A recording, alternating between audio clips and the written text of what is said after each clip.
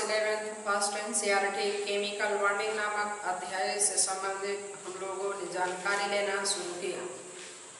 उस अध्याय में हम लोगों ने जाना कि संयोजकता किसे कहते हैं, बंध किसे कहते हैं, बंध के आधार पे स्ट्रक्चर कैसे बनाते हैं, ये सब तमाम बातें हम लोगों ने जाना और सीखा।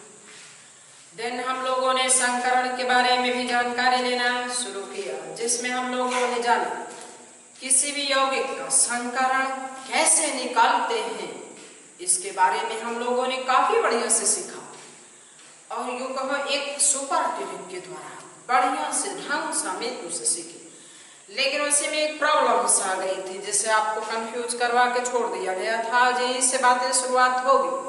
आज भी जानकारी लेना है जो हाइब्रिडाइजेशन से संबंधित ही जानकारी लेना है, जिसमें बातें समझिए तो क्या जानेंगे। जानना ये मुख्य रूप से है कि जो संकरण हम लोगों ने निकाला था, मुख्य रूप से उस यौगिक का संकरण निकाला था जिसमें केंद्रीय परमाणु की संख्या 1 होती थी।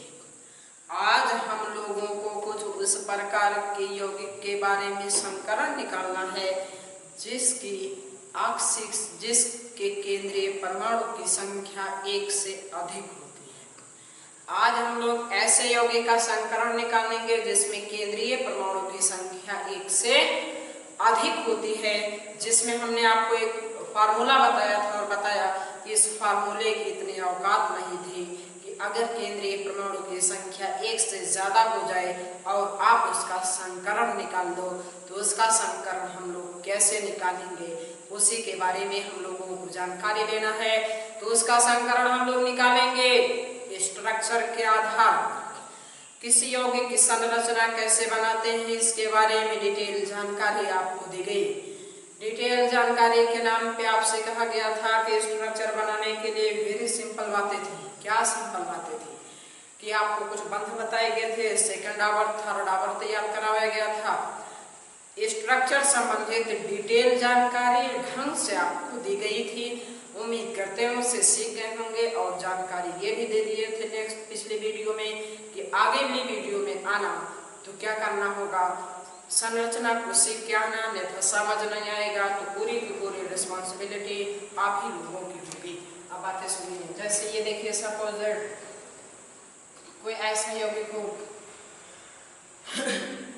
जैसे C2O4 -2। C2O4 -2 में दोनों कार्बन का आपको क्या बताना है, संकरण बताना है। तो इसका संकरण हम लोग कैसे बताएंगे, अब बात समझिए। अब फार्मूले की इतनी औकात नहीं थी जिसे निकालते थे कि इसका संकरण बता दे। तो इसका संकरण निकालने के लिए आपको क्या करना होगा, स्ट्रक्चर बनाना होगा। तो सबसे पहले इसका स्ट्रक्चर बनाते हैं। जितनी जल्दी स्ट्रक्चर बनाओगे उतनी ही जल्दी क्या होगा, हाइब्रिडाइजेशन निकलेगा। C2O4 का स्ट्रक्चर ये देखिए कुछ इस प्रकार होगा।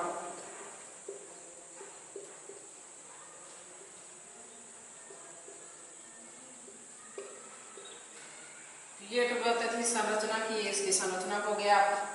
अब इसका हम लोग क्या निकालेंगे, संकरण दोनों कार्बन का निकालना है। तो कैसे निकालते हैं ध्यान दीजिएगा।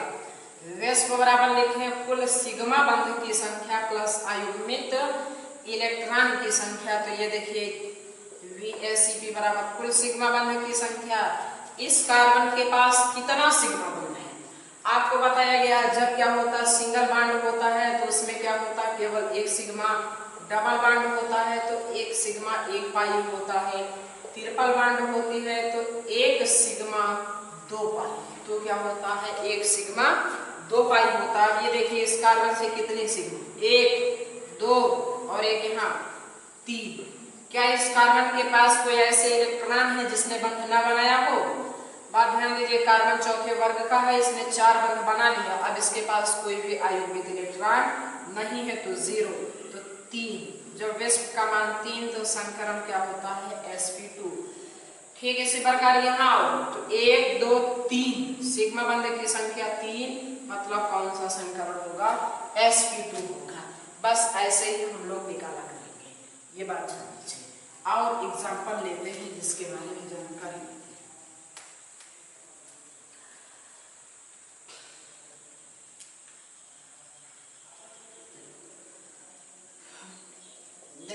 क्या है Na2O4, Na2O4।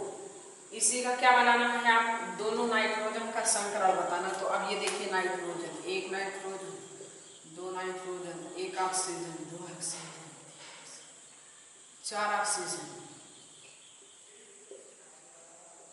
तो ये तो इसकी स्ट्रक्चर की बातें थी।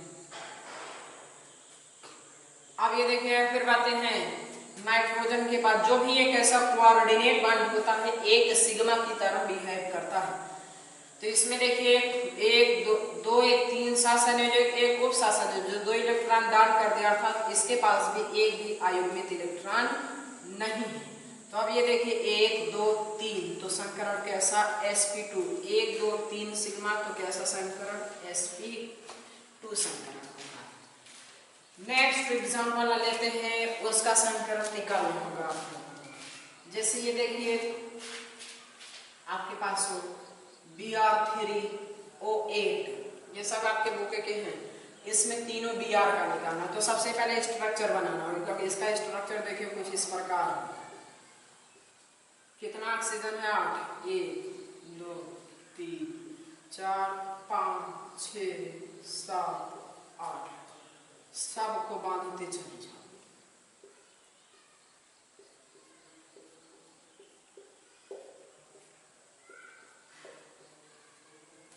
तो ये तो इसकी किसकी बातें थी, स्ट्रक्चर की बातें थी।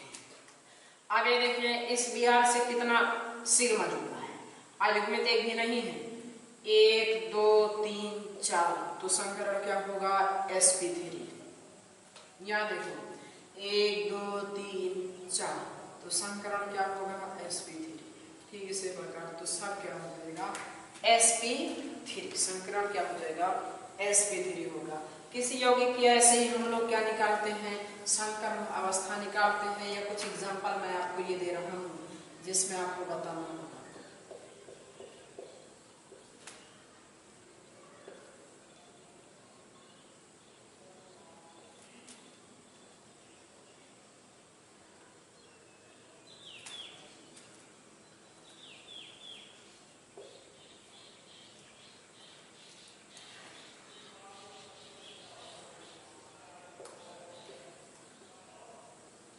अब इसमें आपको क्या करना है, कार्बन नंबर 1 का संकरण, क्या करना है कार्बन नंबर 1 का संकरण बताना है। तो इसमें आपको क्या करना होगा, सिग्मा बंध को काउंट करना है। किसे काउंट करना है, कुल सिग्मा बंध। तो ये देखिए पहले कार्बन के पास कितने सिग्मा, 1 2 3 4, तो 4 है, तो कौन क्या हो जाएगा संकरण sp3। दूसरे कार्बन की बात की जाए तो इसका संकरण क्या होगा, तो ये देखिए 1 2 3, तो क्या होगा sp2। इसके पास देखिए ठीक वही प्रकार 1 2 3, तो क्या होना है sp2। चौथे कार्बन की अगर बात किया जाए तो इसका संकरण क्या होगा, एक सिग्मा यहाँ एक सिग्मा यहाँ, 2 है, तो क्या होगा sp। इसकी बात किया जाए तो ये भी क्या हो जाएगा sp, इसकी बात किया जाए तो क्या हो जाएगा sp3। ऐसे ही हम लोग क्या करेंगे, निकालते रहते हैं किसी भी यौगिक का संकरण।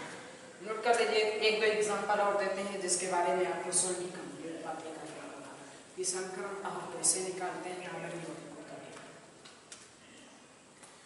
ये देखिए जैसे C3O2 में तीनों कार्बन का निकालना है, C3O2 में तीनों कार्बन का निकालना है, तो फिर क्या करना होगा, आपको स्ट्रक्चर बनाना है। स्ट्रक्चर बनाओगे उसके बाद आप क्या करोगे, संकरण निकालोगे। अब ये देखिए तीनों कार्बन का निकाला, इस कार्बन की बातें किया जाए sp, इसकी भी बात किया जाए तो क्या होगा sp, तो तीनों कार्बन का क्या हो जाएगा sp हो जाएगा। बस ऐसे ही आपको क्या करना होगा, कोई सा भी यौगिक होगा उसकी संरचना बना के ऐसे ही आपको संकरण निकालना होगा। जैसे ये देखिए अगर आपको कोई एग्जांपल और लिया जाता है,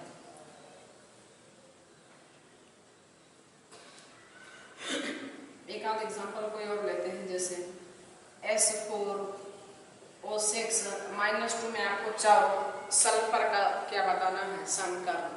तो अब इसमें देखिए क्या होगा, सबसे पहले स्ट्रक्चर बनाइए, 1 2 3 4, 6 ऑक्सीजन, 1 2 3 4 5 6, सबको जोड़ते चले जाओ।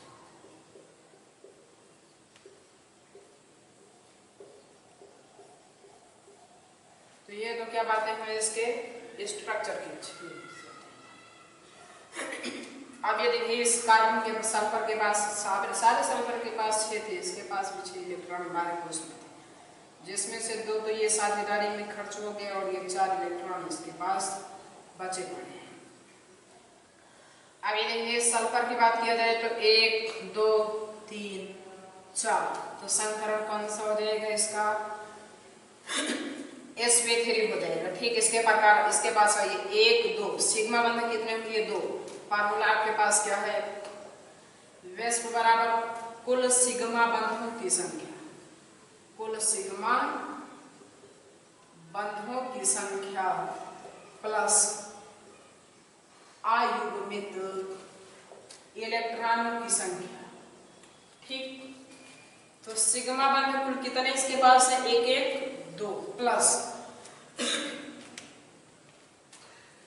अयुग्मित इलेक्ट्रॉन की, किसकी बात करना है अयुग्मित इलेक्ट्रॉन की बात करना है। तो इसके पास कितने ऐसे इलेक्ट्रॉन है जिसने बंध नहीं बनाया है, तो कितने इलेक्ट्रॉन है 2 2 4 इलेक्ट्रॉन है। 4 की अगर बात किया जाए तो कितना जोड़ा बनेगा 2 जोड़ा बनेगा। हमेशा इलेक्ट्रॉन को किस में लेकर के वहां रखते हैं जोड़े में लेकर के रखते हैं। 6 इलेक्ट्रॉन होगा तो 3 रखोगे, 4 है तो कितना 2, 8 होगा तो कितना होगा 4, अर्थात यह 4 इलेक्ट्रॉन है तो 2 का जोड़ा बनेगा। कुल वेस्प बराबर 4 और संकरण क्या हो जाएगा sp3 अर्थात इसका भी। अब फिर 1 1 2 3 4 इसका भी क्या हो जाएगा sp3।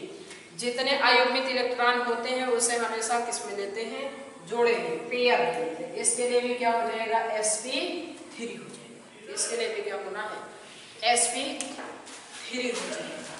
बस समझ रहे हैं ना। तो ये ऐसे ही हम लोग को क्या करना है किसी भी यौगिक का क्या निकाल लेते हैं ऑक्सीकरण संख्या। किसी भी यौगिक की हम लोग क्या निकाल लेते हैं ऑक्सीकरण संख्या नहीं सॉरी हाइब्रिडाइजेशन निकालते हैं।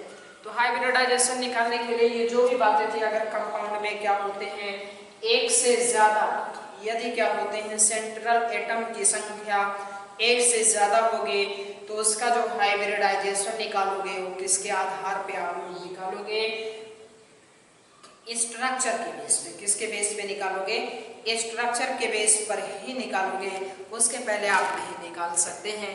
तो ये सब बातें आप लोग ध्यान में रखे रहिएगा। यहीं पे अपने बातों की संकरण से संबंधित समाप्ति करते हैं। संकरण से संबंधित कंप्लीट जानकारी हमने आपको दे दिया। इससे संबंधित जितने भी क्वेश्चन किसी भी बुक से कोई सा भी क्वेश्चन मिलता है उसे उठा करके करना शुरू कर दीजिए। गारंटी के साथ मैं कहता हूँ हो जाएगा। अब वो चाहे क्वेश्चन कहाँ इंटर लेवल का हो, चाहे वो नीट लेवल का हो, या चाहे वो जेई एडवांस मेंस या एडवांस लेवल का होगा, आप उठा के करना शुरू कर दोगे। यदि चुटकियों में नहीं निकलेगा तो फिर बताइएगा। तो ये बातें संकरण की बातें समाप्त होती है। इसी में एक बातें और होती है, कभी कभी आपसे क्या पूछ लेते हैं प्रतिशत ऑफ ऑर्बिटल। किसकी बात पूछ लेते हैं कक्षकों की संख्या का प्रतिशत पूछ लेते हैं। कक्षकों की संख्या क्या पूछ लेते हैं परसेंटेज पूछ लेते हैं। उसके बारे में कैसे जानकारी लेते हैं वो भी बातें आप जान जाइए। तो इसके लिए एक लाइन ही केवल लिख दीजिए। एक लाइन लिखिए प्रतिशत पॉइंट बना करके लिख लीजिएगा। प्रतिशत ऑफ ऑर्बिटल बराबर नंबर ऑफ ऑर्बिटल अपॉन वेस्प। परसेंटेज ऑफ ऑर्बिटल बराबर नंबर ऑफ ऑर्बिटल अपॉन वेस्प इनटू 100। परसेंटेज ऑफ ऑर्बिटल बराबर नंबर ऑफ ऑर्बिटल अपॉन वेस्प इनटू क्या होगा 100 हो जाएगा। इससे संबंधित एग्जांपल मैं आपको दिखाता हूँ। तो ये देखिए जैसे सपोज दैट आपको sp3 में क्वेश्चन ही करके लिख लीजिए। क्वेश्चन करके लिखिए जैसे क्वेश्चन आपका है कि sp3 में p ऑर्बिटल का प्रतिशत, sp3 में p ऑर्बिटल का प्रतिशत, p ऑर्बिटल का प्रतिशत बताना है। तो कैसे बताओगे ये देखिए। तो क्या होगा percentage of percentage of orbital बराबर नंबर ऑफ ऑर्बिटल sp3 में p ऑर्बिटल की जिसका निकालना है उसका ऑर्बिटल। तो p ऑर्बिटल की कितनी संख्या है? 3 मध्यम। sp3 में p ऑर्बिटल का निकालना, तो p की संख्या कितनी है? 3। जो जिसका पूछा जाएगा उसकी जितनी संख्या होगी उतना लिखोगे। अगर आपसे पूछा जाता है s का प्रतिशत बताइए तो कितना लेते हैं? यहाँ s की संख्या 1 तो यहाँ 1 कर देते, 3 बटे वेस्ट का मान कितना होगा? 3 1 4। अरे जी वेस्ट जब 4 होता तभी तो संकरण sp3 होता है। तो वेस्ट के स्थान पे कितना लोगे? 4 लोगे। गुणा कितना हो जाएगा? 100 हो जाएगा। तो कितना आएगा? 75%। तो कितना आ जाएगा? 75% आ जाएगा। ऐसे ही आप निकाल सकते हैं, नोट कर लीजिए इसे। नेक्स्ट अगर जैसे आपसे क्या पूछा जाता है sp3d में d ऑर्बिटल का आपको प्रतिशत बताना होता तो आप क्या करते हैं? ये फिर देखिए परसेंटेज ऑफ ऑर्बिटल बराबर हो जाता नंबर ऑफ ऑर्बिटल की बात किया जाए तो क्या d की संख्या कितनी है? 1/5 गुणा कितना हो जाएगा? 100 बराबर कितना आ जाते? 20%। तो कितना आ जाएगा? 20% आ जाएगा। ऐसे ही आप क्या कर सकते हैं? आसानी से निकाल सकते हैं। नेक्स्ट हेडिंग लिखिएगा। अच्छा एक बात है, अगर इसी में आपको p का निकालना होता तो क्या हो जाता कि परसेंटेज ऑफ यहाँ जैसे d ऑर्बिटल है, परसेंटेज ऑफ d ऑर्बिटल की बात p ऑर्बिटल की बात करते हैं। d का अगर p ऑर्बिटल की बात पूछी जाती है, परसेंटेज ऑफ p ऑर्बिटल बराबर क्या होता? p की संख्या कितनी है? 3। कुल संख्या कितनी है? 5। गुणा कितना होगा? गुणा होगा 100। तो यहाँ से आपका कितना आ जाता? 60%। यहाँ से कितना आ जाता? आपका 60% आ जाता। ये सब अगर s का पूछा जाता तो इसका भी कितना आ जाता? 1/5 अर्थात 20% आ जाता। ध्यान में रखे रहिएगा। नेक्स्ट अब हेडिंग लिखिए संकरणों के प्रकार। हेडिंग लिखिएगा संकरणों के प्रकार। Types of hybridisation. Types of hybridisation इसके अंतर्गत लिखिए संकरण निम्न प्रकार के होते हैं। इसके अंतर्गत लिखिएगा संकरण निम्न प्रकार के होते हैं। नंबर 1 हेडिंग लिखिए sp संकरण। नंबर 1 की हेडिंग लिखना है sp संकरण, sp हाइब्रिडाइजेशन। sp संकरण के नाम है sp हाइब्रिडाइजेशन। बातें समझिए। तमाम प्रकार के होते हैं। sp होता है, sp2 होते हैं, sp3 होते हैं, sp3d होता है, sp3d2 होता है, sp3d3 होते हैं, d4 होते हैं, d5 होते हैं।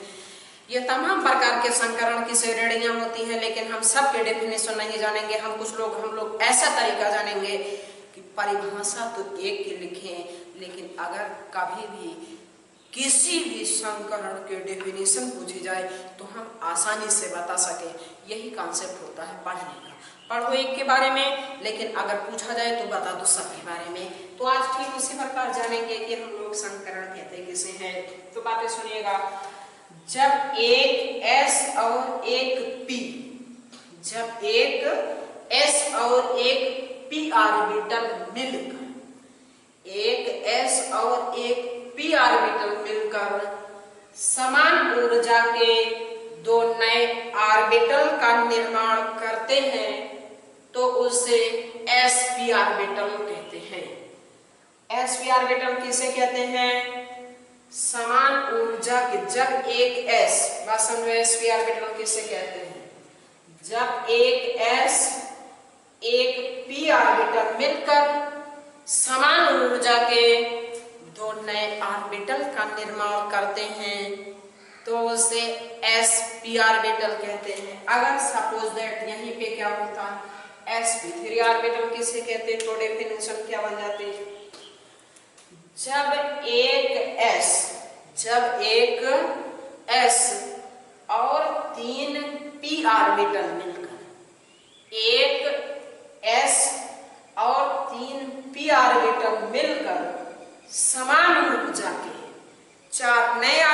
का निर्माण करते हैं तो उसे हम लोग क्या कह देते हैं, sp3 संकर।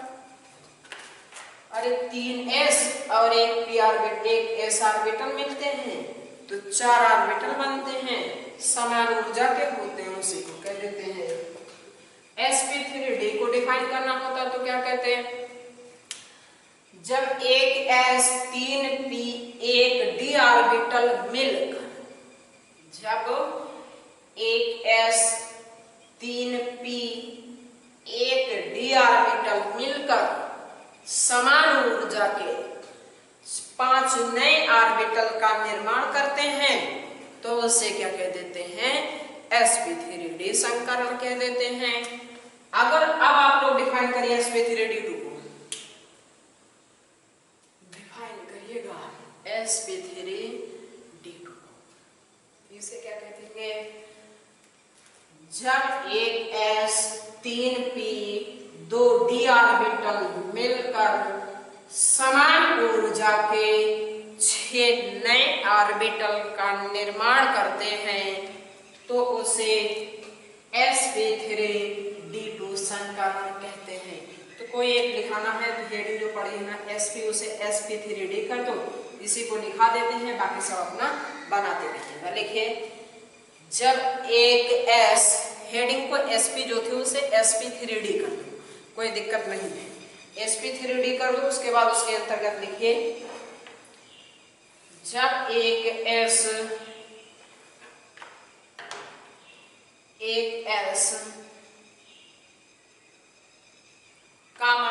3p 3p और एक d ऑर्बिटल मिलकर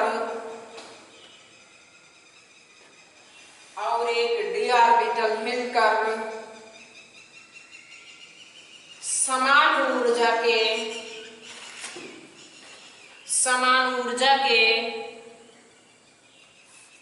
5 नए ऑर्बिटल का निर्माण करते हैं,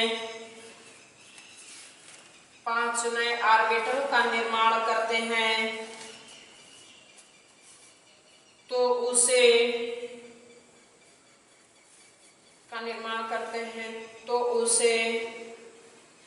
sp3d संकरण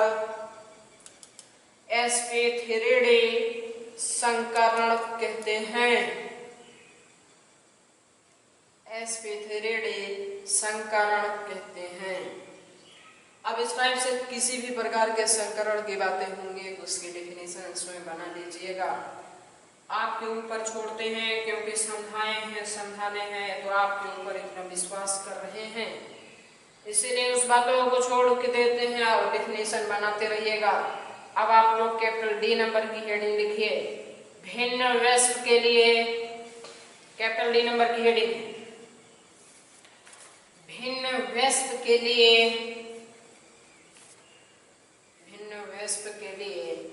ज्यामितीय आकृति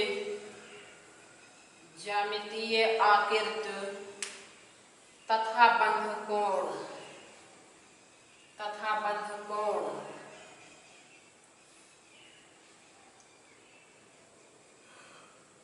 भिन्न वैश्व के लिए ज्यामितीय आकृति तथा बंध कोण, ये कैपिटल डी नंबर की हेडिंग है। अब इसके अंतर्गत लिखिएगा, इसके अंतर्गत लिखिए, भिन्न भिन्न वैश्व के लिए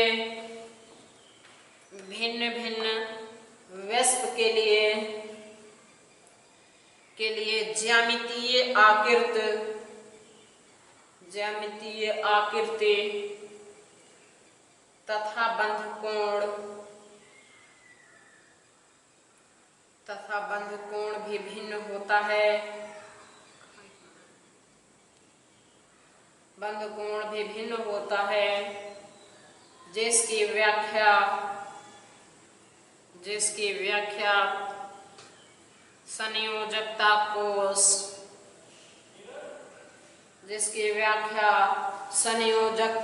कोष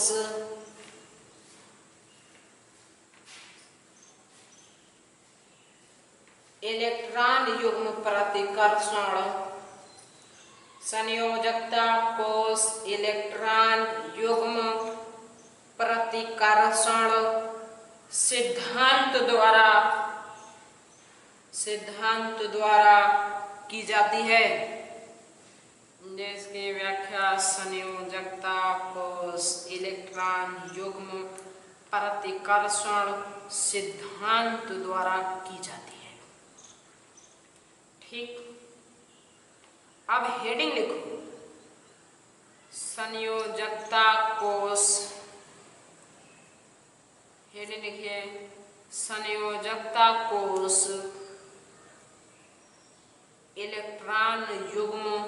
हेडिंग है ये, संयोजकता कोश इलेक्ट्रॉन युग्म प्रतिकर्षण। संयोजकता कोश इलेक्ट्रॉन युग्म प्रतिकर्षण सिद्धांत।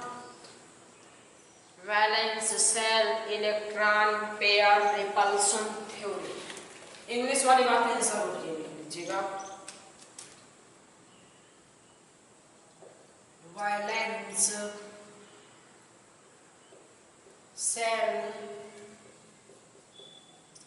Electron pair repulsion theory. Shortcut में इसे कहते हैं वेस्पर थ्योरी। शॉर्टकट में इसे क्या कहते हैं? VSEPR theory. लिख लीजिए। तो देखिए, वेस्पर थ्योरी की बात किया जाए, अणु की आकृति, जैसे अलग अलग अणु होते हैं उनका आकार कैसा होता है, मतलब कि वो चतुष्फलकीय होते हैं कि बाई पिरामिड द्विकोणीय बाई पिरामिडल होते हैं कि समतली होते हैं या फिर कैसे होते हैं, वी आकार के होते हैं, उनका आकार कैसा होता है, इसी बात को एक्सप्लेन करने के लिए किस सिद्धांत का प्रतिपादन हुआ था? संयोजकता कोश इलेक्ट्रॉन युग्म सिद्धांत का प्रतिपादन हुआ था। इसी के बारे में हम लोगों को जानकारी लेना है। तो अब इसके अंतर्गत पॉइंट पॉइंट बना करके हम लोग बातें लिखेंगे। तो इसमें नंबर 1 लिखिए। अब इस सिद्धांत के द्वारा क्या क्या बातें बताई गई, वही बातें जानकारी लेना है। तो इसमें नंबर 1 लिखिए, अणु की ज्यामिति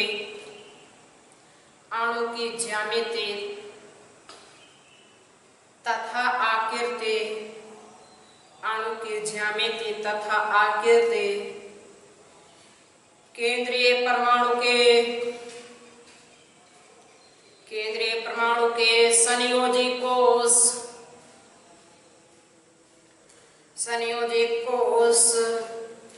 इलेक्ट्रॉन युग्मों की संख्या पर, संयोजी कोश इलेक्ट्रॉन युग्मों की संख्या पर निर्भर करती है। इलेक्ट्रॉन युग्मों की संख्या पर निर्भर करती है। तो अणु की जो आकृति होती है उसका मान किस पर निर्भर करेगा? बाहरी कक्षा में उपस्थित इलेक्ट्रॉनों की संख्या पर निर्भर करेगा कि बाहरी कक्षा में कितने इलेक्ट्रॉन हैं, उसी के आधार पर निर्धारण होगा आकार का। अब नंबर 2 की बातें लिखिए। नंबर 2 बातें सुनिए। ये जो भी अणु हो, आयन होगा, इनके आकार का जो निर्धारण होता है वो किसके द्वारा होता है? सिग्मा बंध के द्वारा होता है। पाई का कोई लेना देना नहीं होता है। पाई बॉन्ड का कोई लेना देना नहीं होता है। अब जैसे कि हम लोग जब संकरण निकाल रहे थे तभी हम लोगों ने जाना कि संकरण में क्या आपने देखा कि हम पाई को एक काउंट कर रहे थे, नहीं काउंट कर रहे थे, तो पाई से हमारा कोई लेना देना भी नहीं है। तो अर्थ ठीक उसी प्रकार ये जो आकार की बातें हैं इसमें भी हम लोग को किससे मतलब होगा?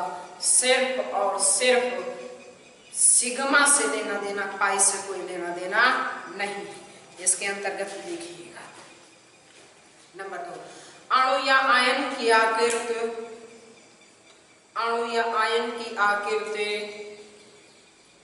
सिग्मा बंध द्वारा, अणु या आयन की आकृति सिग्मा बंध द्वारा निर्धारित की जाती है, पाई बंध द्वारा नहीं। पाई बंध द्वारा नहीं। नंबर 3 लिखिए। हाँ, तो नंबर 3 लिखिएगा। नंबर 3 है, देखिए, जो भी आयुग्मित इलेक्ट्रॉन होते हैं वो एक दूसरे को प्रतिकर्षित करते हैं। जो भी क्या होते हैं, आयुग्मित इलेक्ट्रॉन होते हैं, वो एक दूसरे को क्या करते हैं, प्रतिकर्षित करते हैं। नंबर 3 लिखिए। संयोजी कोष इलेक्ट्रॉन युग्म, संयोजी कोष इलेक्ट्रॉन युग्म एक दूसरे को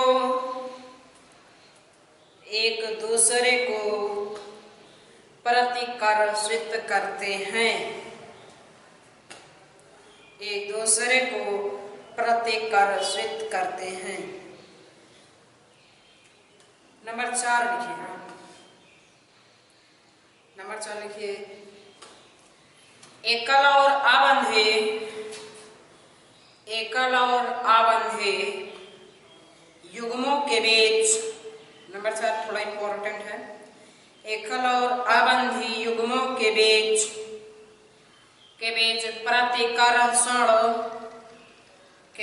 प्रतिकर्षण भिन्न भिन्न होता है। प्रतिकर्षण भिन्न भिन्न होता है, ये डायरेक्ट आपको याद रखना पड़ेगा।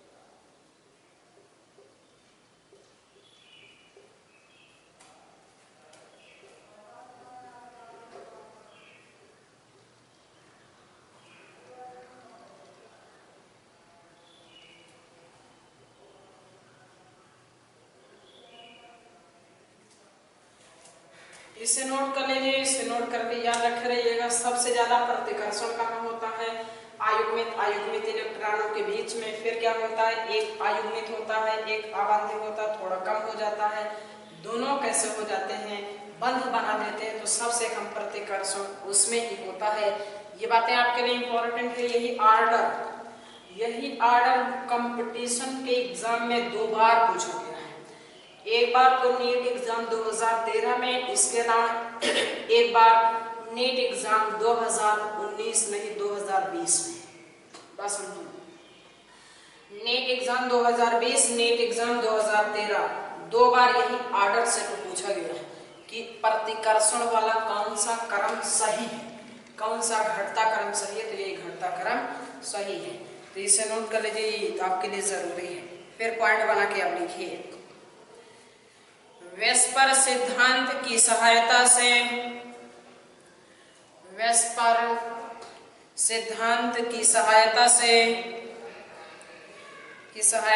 अणुओं की ज्यामितीय आकृतियों को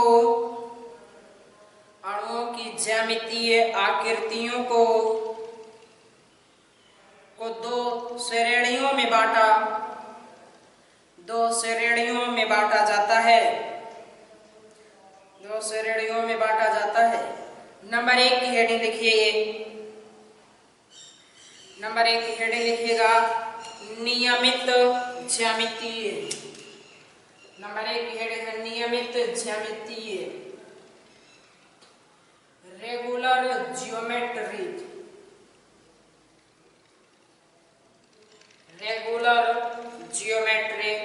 नियमित ज्यामिति। बात समझे, ज्यामिति 2 प्रकार की होती है। एक कैसी होती है, नियमित ज्यामिति होती है, और एक अनियमित ज्यामिति होती है। जब केंद्रीय परमाणु के पास आयुग्मित इलेक्ट्रॉन नहीं होते तो उसे नियमित कहते हैं, और यदि केंद्रीय परमाणु के पास आयुग्मित इलेक्ट्रॉन होते हैं तो उसे अनियमित ज्यामिति कहते हैं। जैसे एग्जाम्पल की सहायता से मैं आपको समझाने का प्रयास कर रहा हूं। ये देखिए अब इसमें बताना जैसे कौन नियमित होगा और कौन अनियमित। तो ये कैसा होगा, नियमित होगा, रेगुलर होगा। क्यों होगा, क्योंकि इस कार्बन के पास एक भी अयुग्मित इलेक्ट्रॉन नहीं है। और ये कैसी होगी, अनियमित होगी। क्यों होगी, क्योंकि यहाँ देखिए सल्फर के पास अयुग्मित इलेक्ट्रॉन है। अब लिखिए, जब केंद्रीय परमाणु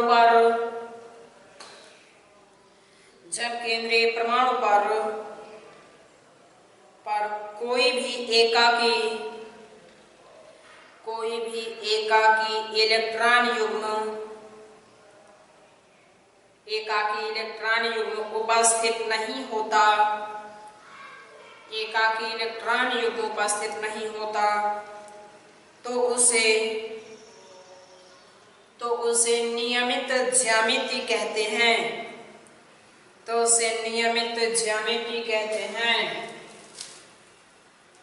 एग्जाम्पल के नाम पे आपको दर्शा दीजिए, CO2, H2SO4 etc।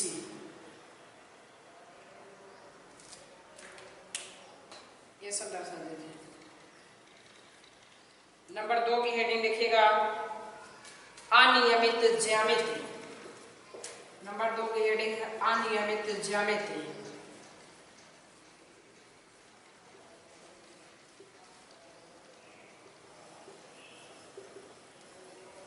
Irregular geometry, अनियमित ज्यामिति, इर्रेगुलर ज्योमेट्री।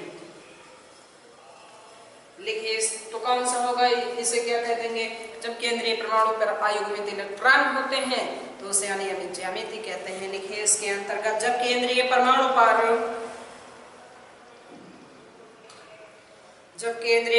पर एक या एक से अधिक एकाकी इलेक्ट्रॉन युग्म उपस्थित होते हैं, तो उसे अनियमित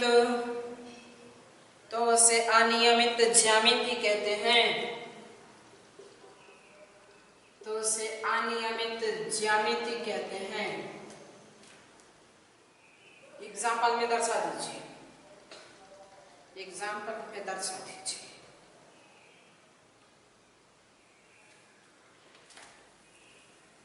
नेक्स्ट एक हेडिंग लिखना है। नेक्स्ट हेडिंग लिखिए, भिन्न वयस्क के लिए आकार और बंध कोण। भिन्न वयस्क के लिए आकार और बंध कोण। अब अलग अलग वयस्क की संख्या होती है, उसके लिए अलग अलग आकार होते हैं, बंध कोण भी अलग होता है। इसके बारे में जानकारी लेंगे। ये बहुत ही इंपॉर्टेंट है, ये जान लीजिए। ये जो हेडिंग पढ़ी है इसके अंतर्गत जो पढ़ना है ये इतना इंपॉर्टेंट है कि पूछिए नहीं। कंपटीशन में बोर्ड लेवल पर तो एग्जाम्पल इंपॉर्टेंट है ही, इसके अलावा आगे के लिए चाहे आप ग्रेजुएशन करो, BSc करो, नीट की तैयारी करो, IIT की मेडिकल एंट्रेंस एग्जाम की, इंजीनियरिंग एंट्रेंस एग्जाम की तैयारी करो, उसके लिए ये बड़ा ही महत्वपूर्ण है, जिसके बारे में नेक्स्ट वीडियो में जानकारी लेंगे। आज ही पे अपने बातों की समाप्ति करते हैं। Thank you for watching this video.